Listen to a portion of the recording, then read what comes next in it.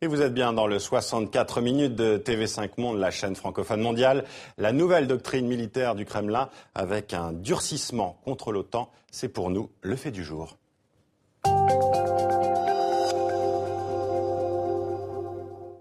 L'Alliance Atlantique dans le viseur de Vladimir Poutine. Sur fond de crise ukrainienne, l'OTAN y est désignée comme le principal ennemi, menace fondamentale pour la sécurité de la Russie. On en parle dans un instant avec Tatiana Kastueva-Jean. Mais d'abord, les explications de Stéphane Stasi. C'est la dernière fierté de l'armée russe, ce sous-marin nucléaire, inauguré ce vendredi à Severodvinsk, sur la mer de Barents. L'Alexander Suvorov, du nom de l'un des commandants russes qui n'a jamais perdu de bataille.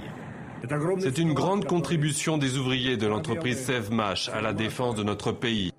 Au moment où notre histoire en a le plus besoin, dans son sillage de la paix, il sera la garantie de notre sécurité. Une inauguration le jour même de la publication de la nouvelle doctrine militaire russe. C'est par un communiqué sur son site officiel que le Kremlin annonce la nouvelle.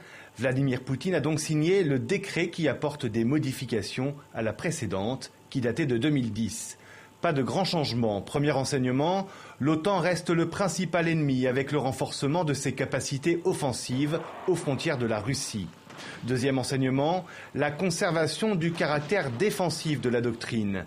L'engagement militaire de la Russie n'est envisagé qu'après épuisement de toutes les solutions non violentes. Et puis, une nouveauté, les contingents militaires étrangers dans les États limitrophes à la Russie sont maintenant considérés comme un moyen de pression sur Moscou. Une référence certaine à la guerre en Ukraine, comme une grande partie de cette doctrine. Peu de changements donc, et un soulagement au niveau international.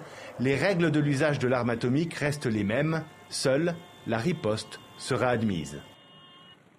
Et on continue de parler de cette nouvelle doctrine militaire russe avec Tatiana Kastueva-Jean, spécialiste du monde russe à l'IFRI. Alors, Tatiana Kastueva-Jean, pourquoi la Russie désigne l'Alliance Atlantique comme une menace fondamentale pour la sécurité de la Russie ? Vous savez, c'est pas nouveau, c'est tout au long de l'époque post-soviétique que la Russie estime que l'OTAN et l'élargissement de l'OTAN vers ses frontières, avec l'installation des infrastructures, est la menace principale. Évidemment, aujourd'hui, en fait, avec la nouvelle rédaction de la doctrine militaire, on sent que cette doctrine est extrêmement influencée par la crise ukrainienne, et même si beaucoup de choses ne sont pas nouvelles, il n'y a pas beaucoup de changements, disait votre reportage. En effet, c'est le cas, mais tout est accentué dans le contexte de cette crise ukrainienne. Une lecture est très différente, en effet, aujourd'hui, du fait que l'Ukraine, quasiment la veille, a abandonné le statut hors bloc, le statut neutre.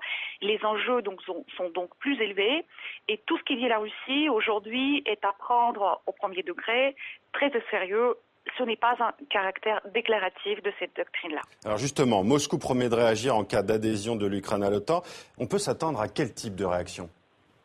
Écoutez, déjà, on en est très loin de l'adhésion de l'Ukraine de l'OTAN. Il faut que l'Ukraine soit prête, qu'elle fasse la demande.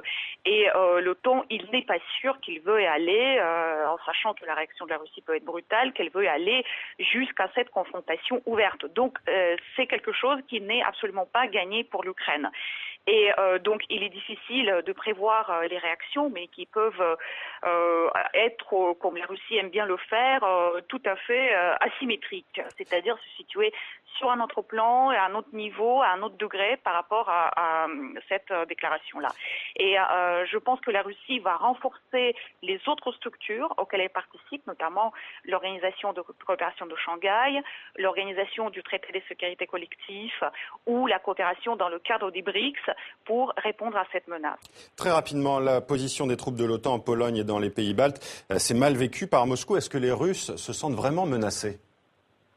Les Russes se sentent vraiment menacés. Et vous savez, en fait, l'OTAN, c'est la menace militaire, mais j'ai envie de dire, c'est aussi un autre modèle de vie, modèle de développement. Et ce qui est intéressant dans la nouvelle doctrine, c'est qu'elle explique pourquoi donc il y a besoin de cette nouvelle rédaction de doctrine, en disant qu'il y a aujourd'hui dans le monde plus de concurrence globale, y compris la compétition entre les valeurs et les modes développement. Et donc l'OTAN est l'un des symboles de cet autre modèle de développement dont la Russie cherche à se distancer aujourd'hui en proposant un modèle alternatif. Merci Tatiana Kastueva-Jean d'avoir répondu à nos questions.